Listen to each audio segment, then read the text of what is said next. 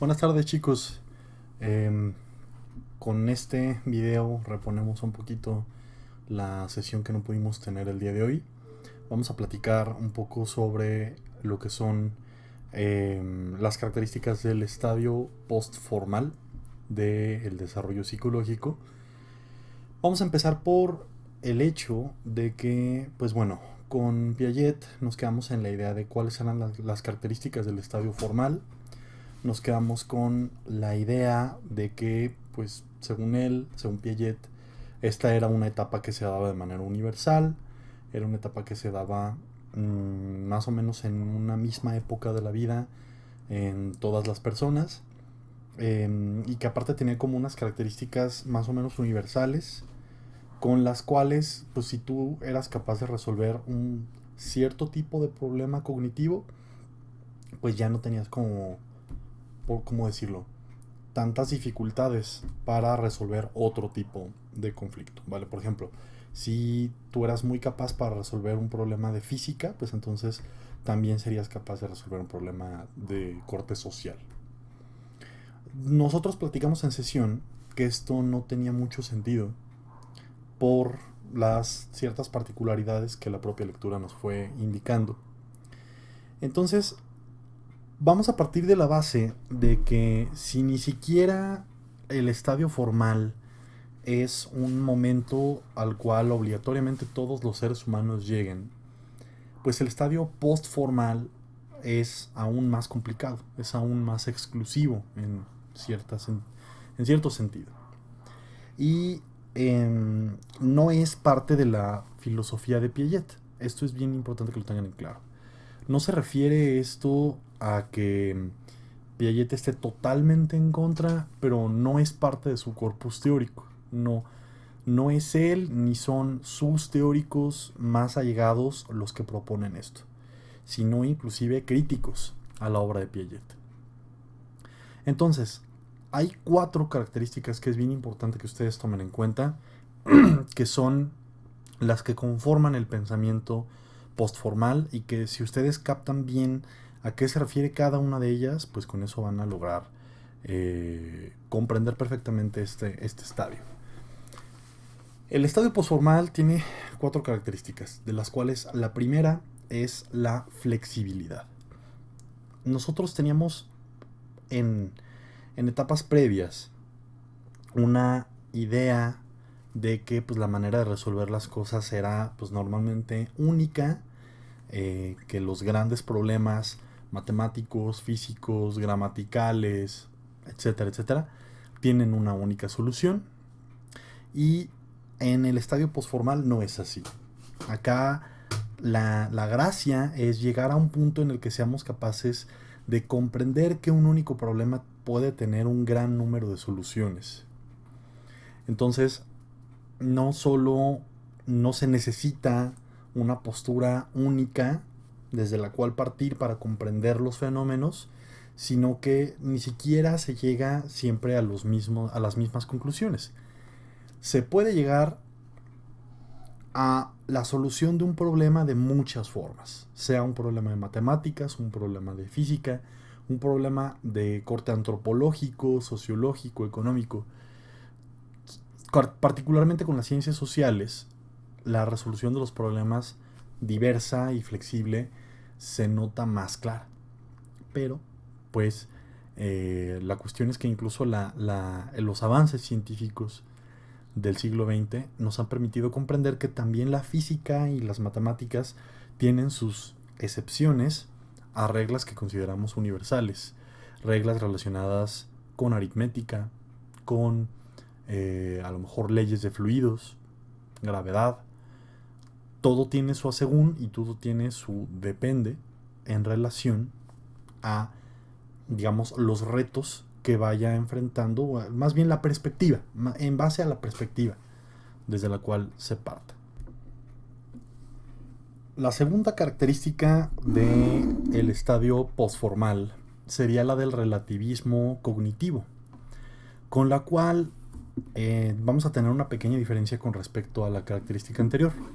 La flexibilidad nos habla de la capacidad de comprender diferentes alternativas de solución. El relativismo cognitivo nos remarca las diferentes perspectivas desde las cuales se comprende la realidad. En una, podemos tener una misma perspectiva respecto a un problema y resolverlo de maneras totalmente diferentes. En la segunda, en el relativismo cognitivo, nuestra perspectiva no es la misma. Cada quien ve un problema desde una óptica distinta y lo soluciona, por supuesto, de maneras diferentes, pero también puede ser que la manera de resolver el problema sea más o menos parecida. Estas dos van muy de la mano. Es muy común que cuando una persona presenta rasgos de flexibilidad cognitiva, también presente rasgos de relativismo cognitivo. Con esta cuestión de que ambas van encaminadas a la capacidad de comprender la realidad, realmente la única cuestión es aprender a diferenciar que una se refiere a las alternativas de opción y la otra se refiere a la variedad de perspectivas desde las cuales yo visualizo un problema. Tenemos otras dos características. La siguiente es la hiperespecialización. Es una sola palabra, va con H. Hiperespecialización es un término que se refiere a la capacidad que vamos desarrollando con el paso del tiempo y con la experiencia de dominar una forma de comprensión de la realidad, el uso de una herramienta, dominar algo que yo sé hacer, que la mayoría de la gente no sabe hacer. La hiperespecialización es muy común en la comprensión actual de los estudios universitarios. Si ustedes analizan, por ejemplo, las personas que tienen una maestría o un doctorado en su entorno, muchas de ellas se van volviendo especialistas en problemas en particular o en estrategias para resolver problemas. Entonces, la intención de la hiperespecialización es comprender que aunque no hagamos una maestría o un doctorado, o aunque a lo mejor ni siquiera vayamos a la escuela, todos nos vamos volviendo hiperespecialistas en algo. El carpintero se va volviendo hiperespecialista en el uso de la madera y aparte se vuelve más hábil, por ejemplo, en moldear algún tipo de madera que otra. Se vuelve más hábil en hacer tal vez un ropero que en hacer sillas. Cada uno de nosotros va adquiriendo una hiperespecialización que no solamente tiene que ver con factores cognitivos o con factores intelectuales, sino también con factores sociales. Nos vamos volviendo especialistas, claro, en aquello que practicamos más, en aquello a lo que le dedicamos más horas, pero también en aquello que el entorno nos exige, en aquello que el entorno a lo mejor no nos lo exige tal cual de palabra, pero que nos invita más a dedicarnos a ello. Entonces, en la hiperespecialización cabe prácticamente todo. Caben las artes, caben los deportes, caben los hobbies. Acá, cada uno, con el paso de los años, nos vamos convirtiendo en personas más hábiles para el dominó, para bolear zapatos, para barrer la calle, para hacer un diagnóstico psicológico, para, no sé, identificar especies de bichos en el jardín o en espacios endémicos o lo que sea. No se trata acá de una cuestión que es exclusiva del profesionista, aunque sí es verdad que la mayoría de las personas que llegan al estadio postformal suelen ser personas con estudios superiores y con posgrado. No es el universal, no es lo único, no es la única vía de llegar a la postformalidad, pero sí es la vía más concreta, la más común. ¿De qué depende que llegamos a este estadio postformal? Bueno, pues que nuestro medio nos lo exija. Probablemente a un carpintero no se le exige un nivel de pensamiento flexible, relativista. Se le exige que si es capaz de hacer una mesa una vez de buena manera con un material, la próxima vez la haga igual o la haga un poco mejor. Pero no se le pide una amplia variedad de posibilidades de acción, de alternativas, no es lo usual. Y en cambio, cuando una persona es profesionista, sí es común que se le exija que resuelva problemas de manera flexible, de manera relativa, de manera hiperespecializada. Tenemos una cuarta y última característica que no va directamente relacionada con el estadio postformal en su sentido cognitivo, sino que esta es más bien una característica más de corte social, inclusive de corte ético. Esta cuarta característica es la moral postsocial. Nosotros en esta materia no vimos a Kohlberg. Kohlberg es un teórico post-piagetano que utilizó la teoría de Piaget para comprender cómo funcionaba el comportamiento moral de las personas, cómo se desarrollaba la moralidad en los niños, en los adolescentes, en los adultos. Y Kohlberg entendía que como Piaget tenía dividida la infancia en diferentes etapas, pues Kohlberg hizo algo parecido, pero con más etapas. Si para Piaget las grandes etapas del desarrollo son 4, sin contar esta posformal que estamos describiendo, para Kohlberg van a ser 6 estadios que reflejan, digamos, como todas las posibilidades de adquirir una moralidad social, adquirir un conjunto de valores, adquirir un conjunto de axiomas personales y sociales y que explican el por qué yo me comporto como me comporto en sociedad. Y de estas 6 etapas, la que nos interesa es la sexta. La sexta etapa es esta moral postsocial individual, donde yo ya no dependo únicamente de los valores de casa. Yo ya no dependo nada más de que mi mamá, mi papá me haya educado de una manera. Acá ya no es suficiente decir, es que yo me porto bien con la gente porque mi mamá, mi papá me enseñaron a portarme de esta manera con la gente. Ya no es así. Acá se trata de desarrollar un conjunto de valores personales con base en nuestra propia experiencia, con base también en el deseo de mejorar el entorno social en el cual yo estoy pues inserto o presente.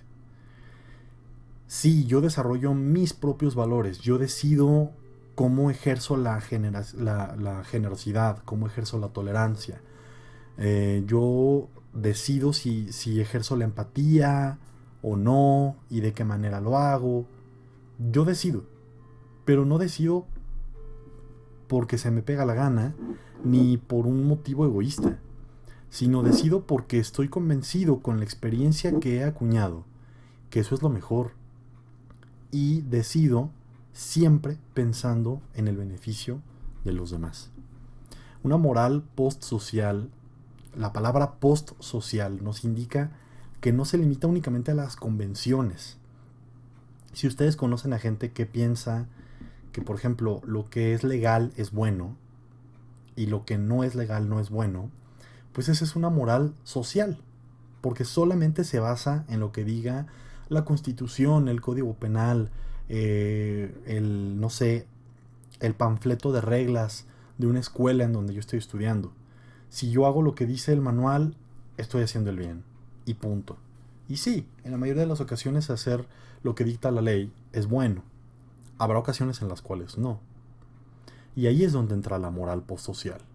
Ahí es donde yo tengo que saber y diferenciar. Ok, esto no es legal, pero es bueno para la gente. Esto no es legal, pero es mejor que la gente lo haga por su bienestar, por su vida, por su salud mental. Ahí es donde entra el tema de el desarrollo de una moral personal individualizada. Individualizada, pero no individualista. Mía, pero no solo para pensar en mí, sino acuñada con años de esfuerzo personal de cara a la mejoría de mi entorno social. Y esas son las 4 características. Repasamos: flexibilidad, relativismo cognitivo, hiperespecialización y moral postsocial. Si ustedes comprenden bien estas 4 características, habrán comprendido bien lo que significa el estadio postformal. Hay que estudiar bien esto para el examen de la próxima semana, el cual, en el caso de ustedes, vamos a dejarlo para el día martes de 1 a 3 de la tarde. Van a tener 60 minutos para realizarlo, van a tener 2 oportunidades en esos 60 minutos. Más bien, van a tener 2 oportunidades de 60 minutos que se van a contemplar dentro del horario de 1 a 3. A eso me quise referir. Yo les pediría que si alguien sabe que no puede hacer su examen a esa hora, por favor me avise con anticipación para poder colocárselo en otro horario, porque de lo contrario pues no se los voy a poder contar, ¿vale? Entonces pues bueno, ustedes ya saben qué es lo que hay que estudiar para el examen. Como yo les comentaba en estos días en WhatsApp, les pediría que por favor revisen la bibliografía que ya hemos revisado esta unidad, que es el libro de Desarrollo Psicológico de Palacios, de Cole y de Marchesi, lo que es el capítulo 17, y que revisen aquel estudio que estuvimos revisando sobre la educación sexual integral.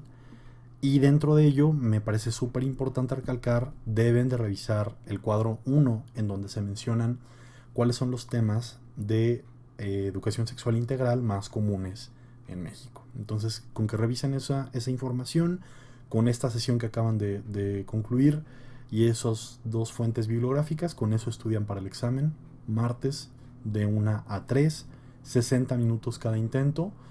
La intención es que solo usen un intento, pero si alguien tiene algún problema de luz, de lo que sea, puede usar el segundo. Y con eso concluimos la materia. Yo, en cuanto acabe el examen, probablemente esa misma tarde no, pero al día siguiente tenga calificaciones finales y espero estárselas compartiendo lo más pronto posible. Entonces pues bueno, muchísimas gracias por todo, gracias por su atención y les deseo mucho éxito en su examen. Cuídense mucho, muchachos, nos vemos.